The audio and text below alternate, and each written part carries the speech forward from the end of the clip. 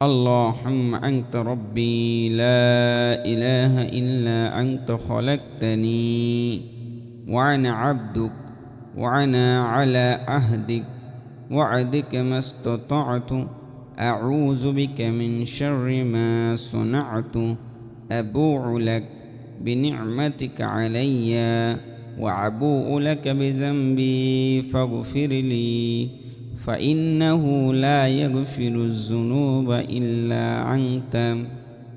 রাসূল করিম সাল্লাল্লাহু আলাইহি ওয়াসাল্লাম বলেছেন, যে ব্যক্তি বিশ্বাসের সাথে এই দোয়া পড়ে আল্লাহ সুবহানাহু ওয়া তাআলা তাকে ক্ষমা করে দেন।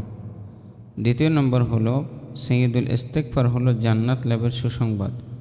সকালে যদি কোনো ব্যক্তি সাইয়্যিদুল ইস্তিগফার পড়ে এবং তারপরে ইয়াকিন করে আল্লাহ সুবহানাহু ওয়া তাআলা তাকে ওই দিন যদি ওই ব্যক্তি মারা যায় আল্লাহ তাকে জান্নাত দিবেন।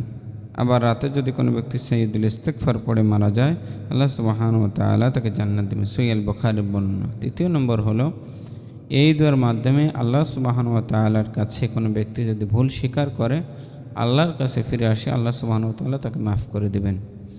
চতুর্থ নম্বর হলো নিয়ামত ভিত্তি ও বিপদ থেকে রক্ষা।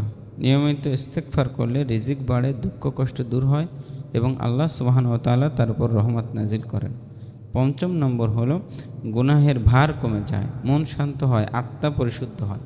এজন্য আমাদেরকে প্রতিদিন সকাল এবং সন্ধ্যায় নামাজের পরে সাইয়্যিদুল ইস্তিগফার পড়ব। আল্লাহ সুবহানাহু ওয়া তাআলা আমাদেরকে পড়ার তৌফিক দান করুক।